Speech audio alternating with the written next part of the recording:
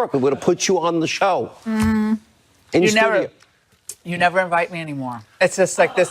It's two ships passing in the night. You just lied to America. You're fake news. Two ships. But I have to tell you, I'm loath to compliment you because everybody else does, so I have to tease you. But that interview you just did was so inspiring. I am so glad you tracked her down. A story of redemption. We all need to read those. Everybody makes mistakes in their lives, and that's a great story. Everyone's trying to destroy everybody, especially in this industry. No. But seriously, a grandmother, one-time offense, life? Are you out of your mind? No, there are a lot of people in prison. We need to fix that. Yeah, a lot of people in prison we have to give second chances to, and you really illustrated that tonight. I agree. Absolutely. Thanks so much, Sean. Have a great show. All right. Good evening. I'm Laura Ingraham. This is the Ingraham Angle live, as you can see from New York City. We have I'm always immodest, a fantastic show for you this evening. What'll prove the most powerful force in the midterms? Bob Mueller or the economy? Two top pollsters join us with information you will not get anywhere else. And a House candidate, check this out. This happened last night at midnight, okay, that I got word of this, calls First Lady Melania Trump a name so repulsive, so vile, that House Majority Leader Kevin McCarthy wants him banned from Twitter. Leader McCarthy will speak with us exclusively tonight about that and a lot of other topics. Plus, why is one of the NFL's most prominent owners suddenly going silent about the national anthem protests? He's being shushed. Raymond Arroyo will be looking for answers in a special Tuesday appearance on the show. But first, how to win the midterms. That's the focus of tonight's angle. Now, you probably heard this, that traditionally parties in power lose seats in the midterm elections. According to the latest Quinnipiac poll, there are some troubling signs for Republicans, but all is not lost. But check this out. It's important that you understand what's at stake. Among independents, a group that Trump won by 4 points in 2016, Republicans face a 17-point deficit as of now versus the Democrats. Among white women, a group Trump won by 9 points in 2016, they are now preferring Democratic candidates by a 14-point margin. And among voters 65 and older, they prefer Dems by a 14-point margin. Now, look, there's no doubt that the left is energized and they're craving for power. But if the Democratic Party gains majorities in either house of Congress, what are they going to do? Well, they'll try to reverse all of Trump's progress and destroy one incredible economic recovery. Industries will be decimated. Jobs will be lost. Of course, the other obvious danger, should the Democrats win, a House majority, well, what will that be? Well, that sounds a little bit like this. I rise today, Mr. Speaker, to call for the impeachment of the President of the United States of America. I would support impeachment. I think that, we have the grounds to do it. Let's impeach 45! Impeach 45! Someone tell her that doesn't rhyme, by the way. But do we want that rogues gallery running the government, controlling federal spending, and stymieing the president at every turn? But let's remember, should Nancy Pelosi repossess that speaker's gavel, you can bet that she will mire the country in endless investigations of the Trump administration and plunge us into a daily impeachment drama. There's no doubt about it. Well, tonight I have 4 recommendations to keep all of this from happening. Number 1, the Republicans should be out day in and day out selling the Trump economy. Go across your districts and remind people that for his administration, it's promises made, promises kept, and the Republican Congress helped them along the way. The president promised you peace and prosperity, and that's what he delivered. He promised to hold China accountable, make NATO countries pay their fair share, renegotiate NAFTA, and that's what he's doing. Republicans promised to cut taxes and roll back onerous job-killing regulations. And they did that, too. Now, this is why the Democrats keep talking about other issues. They're talking about things like Mueller or Michael Cohen or Stormy or Michael Avenatti. Why do Democrats do that? Because they have zero answers to Trump's success. They have no alternative except to go to these tangential, unimportant issues. Now, the president, because he gets how to tell a story, he understands the value of touting the economy as he did tonight in Florida. We're setting records like never before. Since the election, we have added 3.7 million new jobs. We're in the longest positive job growth streak in history. The African American unemployment rate has reached the lowest level in history. Sorry about this, women, but the unemployment rate has reached the lowest level in only 65 years. It'll be history. That was great. And I think about a lot of things when I think about old flashback sound, but it really makes me smile, given everything that's happened on the economic front, to look back on what Barack Obama said about Trump back in 2016. Do any of you recall this? When somebody says, like the person you just mentioned, who I'm not going to advertise for, that he's going to bring all these jobs back. Well, how exactly are you going to do that? He just says, well, I'm going to negotiate a better deal. Well, how exactly are you going to negotiate that? What magic wand do you have? And usually the answer is he doesn't have an answer. Okay, well, he's got something. I don't know if it's a magic wand. Maybe it's just great policies. Let's face it, due to Trump's agenda, we have record low unemployment and the best job market in decades. And by the way, we have 375,000 manufacturing jobs that did come back to the United States, President Obama. According to MarketWatch today, wage and benefits are rising at the fastest pace in a decade. The employment cost index rose 0.6% in the second quarter, a tick below the MarketWatch estimate of 0.7%. More important, the cost of worker compensation in the form of pay and benefits edged up 2.8% to mark the biggest yearly gain since mid-2008. In other words, workers are making out better. You bet. The argument for every Republican candidate goes something like this. If you want to keep this economy going, if you want to keep this job market thriving, see your investment accounts growing, vote Republican. Number two, way to avoid impeachment and keep the midterm elections in Republicans' grips, educate voters on what the Democrats have become. The Democrats, let's face it, have gone totally nuts. You know, they now want to abolish ICE. They believe people should not be able to use things like normal gender pronouns. That's offensive to Democrats. They prefer that, I guess, we go to war with Russia rather than supporting Trump's diplomatic overtures to Russia. They want sanctuary cities from sea to shining sea. One guy even wrote a column today, a Democrat, about how we should have just no borders at all. At least they're honest. Now, they have a worldview where illegal immigrants are protected while our citizens become an afterthought. So on the campaign trail, emphasize how the Democrats are on the margin. They're the fringe. They're the radicals. They threaten individual liberty. Now, this is the party now of regulation and speech codes. It's a party that is intolerant of any view but their own. They want to turn our entire country into like one big college campus where every expression is controlled by them. Number three, argue that life under Democrat congressional rule is merely going to mean the nation will be locked into 2 years of relitigating the 2016 election. In other words, any real hope of solving our immigration, our spending, our entitlement, or our infrastructure problems, poof, it's all going to evaporate.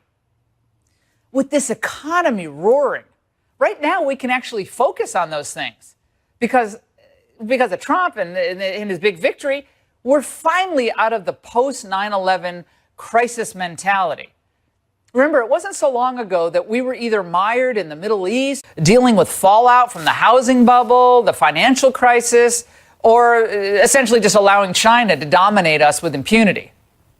But thanks to Trump, we can now as a nation have a real conversation, and a debate would be nice, about the role that the United States will play in a world where the limits of globalization have frankly become pretty obvious. But let's not forget, the Democrats are loath to even begin considering that. They don't want to debate. They want to personalize, demonize, isolate Trump from his base. The fourth way to win in the midterms and avoid impeachment: be happy warriors. Have fun on the campaign trail. It is a great time to be an American. I can't think of a better time, frankly, in my lifetime in this economy than right now. All you kids out there watching, these are the good old days. Because of the efforts of Republicans and this White House, more Americans will be able to pursue happiness. It's life, liberty, and the pursuit of happiness. Sometimes we forget the latter part. People can realize their dreams. Trump was having that fun tonight and telling those stories. I was shaking hands with policemen in New York City, and the first one came up to me and said, "Mr. President, I want to thank you so much." I said, "What did I do?" He said, "My 401k is up 44%, and my wife thinks I'm, for the first time, a financial genius." She's giving him all the credit. She said, "Darling, I love you so much." And he said, "Yes, I'm a great financial wizard." Oh, the audience was laughing and having fun. That's what politics at its best is all about: making people's lives better, connecting with the electorate, personalizing the narrative. And that's what the president did tonight. He's out explaining why his policies are working, highlighting the results and the benefits for particular regions of the country. I hope he goes to places, by the way, that he lost in the general election or where the vote was kind of close. Don't be deterred by the protesters or the resistance mentality from traveling to places like California, Illinois, Colorado, and go back to Wisconsin, go to Michigan. To win over independent voters and even some Democrats, the president and the Republicans have to take the wind out of the resistance sails. This is best done by focusing on your results and offering more solutions without the histrionics or the side issues that will just be used to caricature you later on. And finally, if the president wants to do something in Congress before the midterms, hey, I would push for a middle-class tax cut. I know they're considering another capital gains tax cut, but how about another middle-class tax cut? Make what you already passed and is working permanent, and expand the cuts you already have in place. That puts the Democrats totally on the defensive and on the spot. That means they're going to have to vote against their own constituents' economic well-being. That's a great idea. And while we're on midterm strategy, there was something the president said tonight about the wall and his desire for the wall that caught my attention. We're going to have tremendous border security that will include the wall. We've started large portions of the wall, but we're going to need, even the way we negotiate, we're going to need more, and we're going to get more, and we may have to do some pretty drastic things, but we're going to get it. All right, well, I hope by drastic things, he's not referring to a government shutdown. Now, I know a lot of you conservatives are like, yeah, government shutdown, and I get it. It's tantalizing. It's like the skeleton crew is working the government and it functions just fine for a time being. And it might actually force Congress to fund the wall before the midterms, although I'm not sure that would actually happen, as a political strategy. And I'm talking about winning in November to prevent the impeachment of this president. I think it's really risky. It's really risky. Why is it risky? Because with suburban women, with the independent voters, that's not really where they are. Results matter. Making their lives better matter.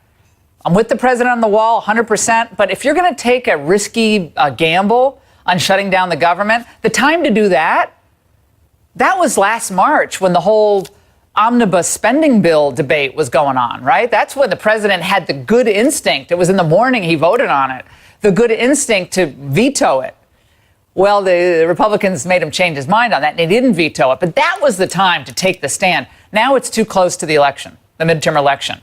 And plus, you know what I think would also do? It would convey a sense of chaos. And that's not what those independent voters want to see. They want a happy warrior president. They want the economic successes touted. They want to know who the Democrats really are. They want it steady as she goes. So, Mr. President, Keep the focus on the economy like you did tonight, and your party cannot lose. Remind voters that without a GOP Congress, your booming economy is sure to unravel. And then when it does unravel, it's going to give way to daily impeachment warfare on Capitol Hill. And as for you Republicans who still don't really fully embrace the president's record, I got to say this, frankly, you don't deserve to win.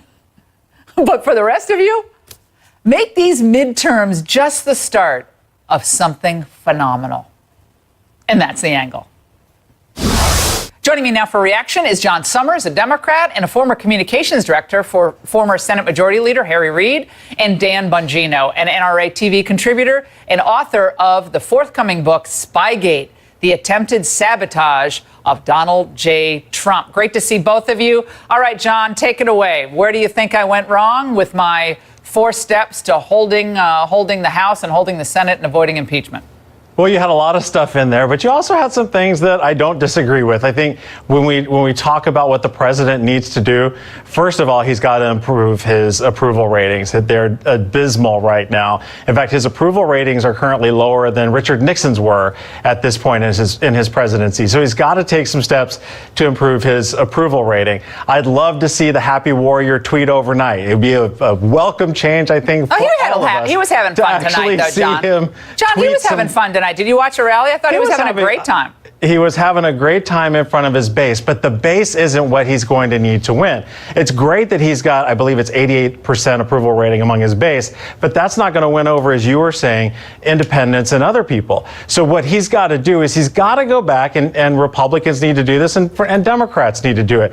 We all need to be focusing on the people the hardworking families who elected Trump into office. And that's where he's lost sight. And one way he can do that, for example, is to provide farmers relief from this terrible trade war that he started. They're terrible trade war that's working. Republican members of Congress are begging for relief. Of course they are, because they're used to the big money from their big lobbying organizations that want to keep the globalists going. I got to get Dan Bongino in. Dan, you know the drill. I've got to play for this for you. These were some of the predictions for the November elections coming up that we've been hearing on TV from the usual suspects. Let's watch. Right. You see the makings of a Democratic majority. The Democrats have to win 21 seats to take control. I think it's better than even chance at this point that's going to happen. So there's definitely a blue wave coming, and we got to get ready for it and stop lying to ourselves. You're plugged into a lot of Republicans. What are they saying? What are they really saying behind the scenes? They're saying get off the beach. Okay, Dan, first of all, most of those people hate Trump, were wrong about the election in 2016, but now they're giving all the advice to Republicans. Your reaction to all this? Yeah, Laura, these are the same people who printed in the Washington Post that Trump had an approximately 0% chance of winning. I'm not making that up. That was an actual headline. I think it was Chris Cillizza was on one of the bylines on that. I mean, why would you write something so absurd? He obviously didn't have a 0% chance of winning. He speaks more to your animosity towards the person than it does your political acumen. Now, I just wanted to address something John said, though. I'm always kind of weirded out by this when they say, well, Trump should focus more on the middle class, when he just was responsible largely for a tax cut that is filtered down through the middle class. And now we're seeing the numbers. You know, I get this a lot when I debate with Democrats. They try to prod you with emotion, but they lose all of the facts and data. We just had the employment cost index, 2.8%. Barack Obama hovered around 2.2% his entire time. He's at 2.8. Trump's only been in office 2 years. We've just seen an explosive growth, even in income tax revenue towards the government. We've seen 4.1% GDP, recovering from 8 disastrous years of Barack Obama. I think the middle class gets Donald Trump, and I think, John, although I respect your analysis, I think you're way off there. If anybody's in touch with the middle class, it's Trump. His approval rating would be way higher than it is. So you're wrong. That's an important data point for you. Another important data point for you is the fact that those middle class tax cuts that you're talking about, yeah, some of them do trickle down to the middle class, but the majority of those tax cuts actually benefit. Yeah, because those are the people who pay all the taxes, and then let's John. talk about the $100 billion tax cut he's pushing for today. Yeah. For rich people. Well, for everyone who has investments, right? I mean, how many people are invested in this stock market? If you're smart, you're invested in the stock market. Most people with any expendable income are invested in the market. But on the middle class guys, I think it's really important for the Republicans to take the high road here. I'd go for another middle-class tax cut. Dan Bongino, do you agree with me? I'd push the Democrats on that. I'd cut even further for those families under $100,000 income with 3 or 4 kids. I'd cut them even further. Let the Democrats veto that or not or Democrats oppose would that. support a middle-class tax cut, not another tax cut for the extremely Good. wealthy. Well, good. That'll be a win-win for the country. Dan. Laura, I agree with you. I'd like to see a 5 or 6 percentage point cut in the middle brackets that would affect middle class married families, no doubt about it. But notice how John spins it again. They do this all the time. They say, well, it'll trickle down to the middle class. No, the middle class got an actual tax cut. I don't know if you're. I don't know if you're unfamiliar. They have like $2,000 more in their pocket now. I don't know if you're unfamiliar with how the tax cut worked. Maybe you should check out the data on the percentage point tax. All right, guys, we're out of time. Laura, we're out of time, but I will say this. The president gets about 55% approval on the economy. We will see. A lot more to get to. Ron DeSantis up next. Big rally tonight. What happened behind the scenes? We'll tell you. Don't go away. Making the push for his agenda and throwing his support full-throated support behind Florida Congressman Ron DeSantis' gubernatorial bid. We are restoring American strength and American pride. This may be, in fact, it probably is, the greatest movement in the history of our country. But to keep it going, we need to elect more Republicans. We need more votes. And we need to elect Ron DeSantis as your governor. Do you wonder how you get chosen to sit behind the president? I want to know how they...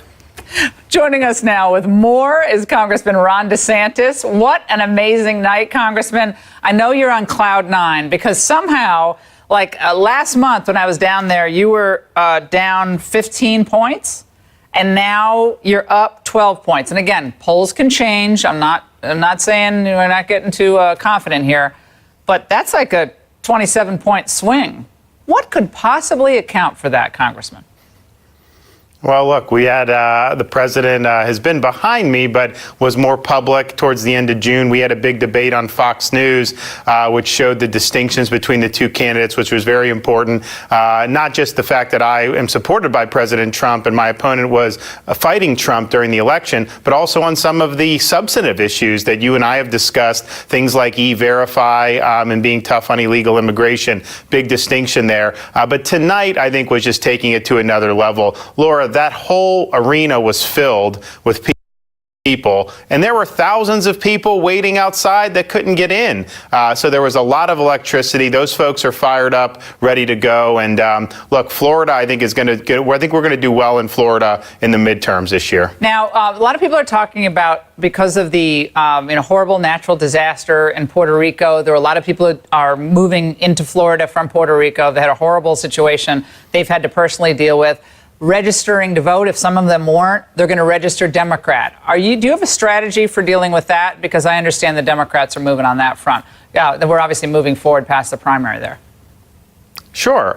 So the sitting congresswoman from Puerto Rico has endorsed me. She's a Republican, Jennifer Gonzalez, and she's a good friend. And that community in Central Florida is receptive to pro-jobs, pro-economic growth, pro-education message. So we can do it. Governor Rick Scott, his approval rating amongst that community in Central Florida is like 70% because he's worked very hard. He managed the hurricane aftermath well, and he managed the Maria aftermath when you had folks that were leaving Puerto Rico to come to Florida. So yeah, look, we need to compete everywhere. Okay. You just came out with an ad that you're getting some flack for. A lot of us think it's pretty adorable. We have to play it. Let's watch. Ron loves playing with the kids. Build the wall. He reads stories. Then Mr. Trump said, "You're fired." I love that part. He's teaching Madison to talk. Make America great again. People say Ron's all Trump, but he is so much more. Big league. So good. Okay, now some people don't have any sense of humor. What's the reaction tonight to that ad? Like, some people think it's kind of goofy. I mean, I'm just being, I've known you. I've already endorsed you. Full disclosure, I endorsed you 5 years ago when you weren't even announced yet. I endorsed you. But what about that?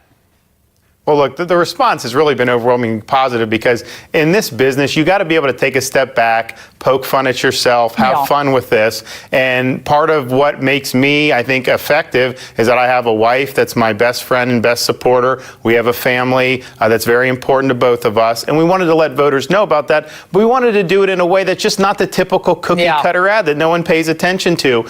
So people who are getting upset about it, they have no sense of humor. And I think some people, it's just like the Trump derangement syndrome is so sets in so much that they just lose the ability to reason and have a laugh at some of this stuff. Well, first of all, Congressman, I think your wife should run in the future. So I'm already 5 steps ahead of you on that. She gave a heck of a speech tonight in the warm-up, Laura. I already heard about it. Congressman, congrats. Great night tonight. We really appreciate it. And the final sprint to the midterms is on. With 98 days to go, can you believe it? A critical question looms. How will Bob Mueller and the Russia probe impact voters, if at all? There's no sign of it wrapping up, but will the surging economy sweep the investigation to the side of the ballot box? Joining us now, the polling gurus, Frank Luntz and Doug Schoen. Great to be with you in New York. Great to be with you. How much fun. Doug Schoen, yes. your reaction, you heard the angle tonight. My four pieces of advice on how to avoid impeachment, win the midterms. Thoughts? Well, as a Democrat and as a conservative centrist Democrat, I sort of wish you'd keep your opinions to yourself. Okay, because good. The rant was exactly right. Running on the economy, a middle-class tax cut is the pro-growth message that the Republicans need. If they get distracted shutting down the government over immigration, that's a stone-cold loser. You asked about the Mueller investigation. Trump's numbers have gone up. The Republican numbers have gone up as that investigation has carried on. So I don't think that issue, frankly, is going to be relevant unless and until something demonstrative and definitive happens, which shows no signs of happening before the election. Could change. But as we sit here today, I think the Democratic advantage has as much to do with 40 open Republican seats, which are either open or retirements, than it does with any groundswell for the party. Frank. It's a simple question. Are you better off today than you were 2 years ago? And so many Americans are, and the country is. So why these numbers with independent suburban women? You talked about it 2 weeks ago on the show. You put up the warning flag. And I know it's easy for Republicans to say, well, the pollsters were wrong last time. You can discount the pollsters.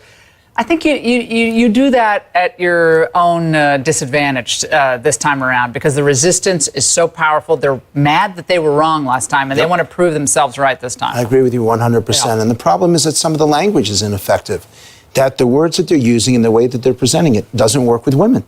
And there is a backlash because of exactly what you said. Middle class, middle income, middle America women, Republicans have to do a much better job. And then there's one more thing.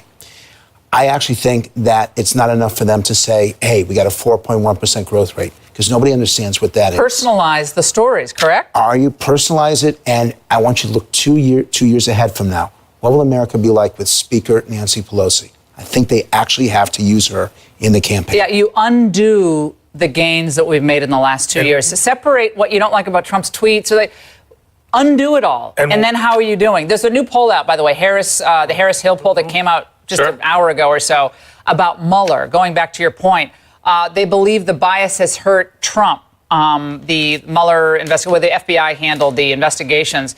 And so that demonstrates it again that people don't think this process is fair. I don't think it ultimately has much of an impact in the November election. I agree with you. I don't think it will. But Frank's point is an important one, and it's one of the reasons why I think the Democrats have a better than 50% chance to win the House. Women, suburban white voters, middle-class voters in both coasts are really reacting to the rhetoric of the Republicans, not the rhetoric. Because when they go to their, country clubs, or we're talking about suburban women, country clubs, or they hang out at the have coffee with their friends, is it this that they're embarrassed? They feel embarrassed to say they support Trump's results? Do they want to feel that there's a way for them to support Trump because he shows empathy or compassion on an issue? Oh, yeah, but he's good on this. How does he message that, Frank? You're the message guru. You stay on the tax cuts. You stay on the jobs report. You stay in everything that is economically based, because in the end, that matters more to them. There will be some people who will vote based on Donald Trump. This election, you win or lose based on whether they think their income level will be better 2 years from now than it is today. That story Trump told at the rally tonight, my 401k firefighter in New York, up 42%, 44%. That was smart. Okay, I want to do a whole hour with you guys. Can we please? I guess we can't. We're going to go black if we do that. Thank you so much. Is the president using sports to divide Americans? Why is Ruth Bader Ginsburg groupies rejoicing? A lot more to get to. Arroyo next. Culture superhero? While a sports giant claims the president is dividing us. To explain further, in a special Tuesday appearance. Hey. What's going on? Let's bring in Fox News contributor, New York Times bestselling author of the Will Wilder series, Raymond Arroyo. All right, Raymond, over the weekend, Supreme Court Justice Ruth Bader Ginsburg said she would stay on. Interestingly, she chose 5 years. Why 5 years on the high court? She's 85, 86? She's 85. And 85? I noticed something culturally is happening with Ruth Bader Ginsburg. What? I'm at a children's store this weekend, a bookstore, and I'm going through the racks, and there are not one, not two, but 3 children's books on the life of Ruth Bader Ginsburg. Notorious RBG, I Dissent, and the Ruth Bader Ginsburg story. There they are. I also noticed there are dolls. Action figures now, and a new documentary that Icon is distributing to theaters everywhere called RBG, and here's a little glimpse. Oh. I ask no favor for my sex. All I ask of our brethren is that they take their feet off our necks. Forget the bull in the china shop. We welcome today Justice Ruth Bader Ginsburg. She's become such an icon. Do you mind signing this copy? I am 84 years old and everyone wants to take a picture with me. Notorious RBG. Yeah. When you come right down to it, the closest thing to a superhero I know. The closest thing to a superhero, Gloria Steinem. Sorry about that. That was truly a slip of the tongue. There are many on the left who are upset with Ruth Bader Ginsburg. They thought she should have retired when Obama was still the president. And now they say she's just holding on. I believe she's trying to give them a reason to rally during the midterms. Now you have a reason to vote because Ruth is going to hang on for another 5 more years. I understand that people, and I saw this last night on Twitter, are offering up their organs, their internal organs to keep her going. Is that true? They are offering She's in good health, though. You see her with the barbell. She's in great health. The woman survived pancreatic cancer. She's amazing. I mean, she's unbelievable. I mean, I actually have known her for almost 30 years. Well, you're going to get another 5 years. She's a delightful person. Well, we're going to move on here. Basketball superstar LeBron James just opened a brand new state-of-the-art school in his hometown of Akron, Ohio. And during a media tour, he had this to say about the president. Listen. This race thing is taking over, you know, and because I believe our president is kind of trying to divide us, that he's kind of used sport to kind of divide us, and that's something that I can't relate to. He's dividing us. Now, look, you got to say right off the bat, LeBron James, this school he opened in Akron is incredible. It's awesome. At-risk kids, it's food, it's STEM and math-based. Right. It's a fantastic school for at-risk kids. This comment, though, that the president is dividing people with sports, I think that goes too far. Now, the president capitalized on what he saw and amplified it. Why is the president dividing us along sports lines? People kneel at the national anthem. Colin Kaepernick did that, not the Trumps. The people in the stands reacted to that. Well, Trump spoke about it, but the fans didn't like it. Right. So how is that the president? Look, when you're an athlete and you comment on politics, that's fine. You have every right to comment on politics. Mm-hmm. You're an American citizen. But don't expect there aren't going to be half of the country who disagree with you. And I think what we find is that when you go to sporting events, people just want to enjoy this. They want to enjoy LeBron. And it doesn't mean he doesn't do great things. He does great things. We've said this again. They want their movies. They want their sports. They want their films and theater free of politics. It's all too divides, much. and it should be uniting. Now, LeBron stands in stark contrast to this new Dallas quarterback, Dak Prescott, who had this to say about the same controversy. Watch this. I never protest during the anthem, and I don't think that's the time or the venue to do so. The game of football has always brought me such a peace, and I think it does the same for a lot of people. When you bring such a controversy to the stadium, to the field, to the game, it takes away. It takes away from that. It takes away from the joy and to the love that football brings a lot of people. The love and the peace that football brings to me. I think he's on to something. I adore him. He's the new Tim Tebow. I love him. Well, when you go I love When you go to a game, when I go to one of my I don't know, he has Saints no games, political we just want to bond with one another and cheer the game on. I don't want to think he voted for Trump, he voted for Obama. Redskins. Forget the Saints. Who dat? Okay. All right, another celebrity was speaking out about Trump just last night, Kim Kardashian. United States. And look, we have enough criminals and cop killers of our own. We certainly don't need to import any from elsewhere. And the fact is, if Mr. Desmarais had been removed from the country, he was here illegally, then this police officer would be alive. Alan Orr. Hi. First, condolences to the family and the community for losing an officer. I thank him for his service. But I think the issue tonight is, one, it's not clear from the court filings that this individual is undocumented or illegal, that they are probably an immigrant with a green card that is deportable, but I haven't seen that in the facts. And if you sort of read the case hearing today from his statements, it clears that this person might have some mental deficiencies, as he assumed that everybody was after him. So the thing that I want us to sort of say tonight is that what is the issue in this case is not his immigration status, but crime in the United States. And when we sort of look at the failure of immigration, is not at this individual immigrant, but we should be looking at Congress for what they haven't done. Well, right now we find ourselves in a situation where people are still allowed to walk across our southwest border where there's no fence, or a fence that's half torn down, or you could hop over easily, or you could swim the Rio Grande.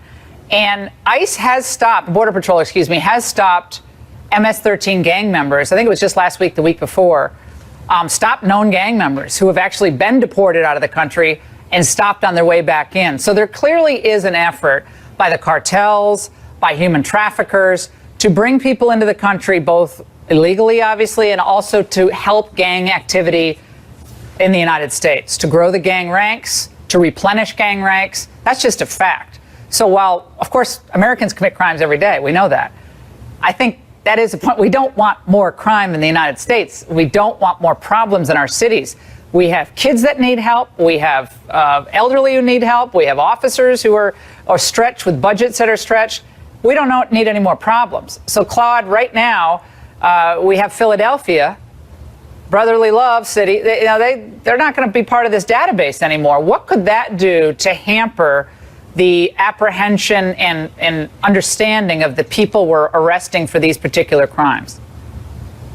Well, real quickly, I'd just like to say in Wisner Desmarais' case, he came here as a visitor. The family applied for asylum. The information I have, it was denied. They were put in removal proceedings. He was ordered deported. But then, out of the generosity of this country after the earthquake in Haiti, they were granted temporary protected status. And, to show his gratitude, he killed one of our heroes in blue. Now, his status had ended, so he should have been removed from the country. But and had he been removed, would have an officer who is alive today. Yeah, exactly. So. But what about, let's get on to the Philadelphia story. The Philadelphia story is yet another example of sanctuary city policies going into effect. How this helps the people of Philadelphia is beyond me. Claude, quickly, then Alan gets the last word. Well, it doesn't help the people of Philadelphia, and this is just the city of Philadelphia doubling down. First, they're harboring people who are here illegally by refusing to cooperate with ICE, and now they're refusing ICE access to the records, so the people they release from jail, ICE can't track down using that information. I believe ICE should just issue subpoenas, and then when they refuse those subpoenas, they should initiate a criminal investigation, and the U.S. Attorney for the Eastern District of Pennsylvania should convene a grand jury. And Alan, the mayor of Philly was the same one who danced, literally did a Snoopy dance when he found out the judge ruled that they could do the sanctuary city policies. But as a practical matter, how does this help keep the city safe? Well, first, I'm going to move a little bit to my conservative side and say, look, these are local people. The mayor was responding to the local community saying that they did not want this rapid enforcement there. Two, in Philadelphia, the problem was not only was it criminals in the system, but it was also witnesses and other individuals related to crimes. And the problem was that ICE was spending too much time rounding up the low-hanging fruit rather than focusing on people who really are a danger to our community. That's the problem in immigration right now. We're not trying to sort people out. We're just saying every immigrant is a problem and we need to focus on that. that. And that's not leading to security. We need to recognize that we're not going to deport 1,200 million people. We don't have the money for it. Yeah, 12 million. 1,200 million would probably be there soon, too. But I appreciate it. Great segment. Right. Great segment, guys. Thanks so much. And the gap between the elites, everyday Americans, is widening. Ben Shapiro on what that means for the country. Next. A Trump rally amongst the actual people. Well, writing in the Chicago Sun-Times, columnist Neil Steinberg recounts last week's presidential rally that happened with the steel workers, and he recounted it this way. "We need steel," Trump said. "We need steel plants. I look at the faces of you people. I could be one of you. I like you guys." Well, that struck me as either sincere or an amazing facsimile. The workers, for their part, couldn't give him a standing ovation because they never sat down. I left the hall thinking, Donald Trump is going to be reelected in 2020. The Democrats don't have anyone who can touch him. Bank on it. Don't hate me for being the one to tell you. Joining me now for reaction is Ben Shapiro, editor of the Daily Wire. Ben, I read that and I thought that's at least an honest liberal view. He hates Trump. He can't stand Trump. But going to a rally and seeing the reaction of the people and thinking, Kamala Harris or Cory Booker? Are they really going to get the mojo going? What are your thoughts there? I think it's exactly right. I mean, the culture war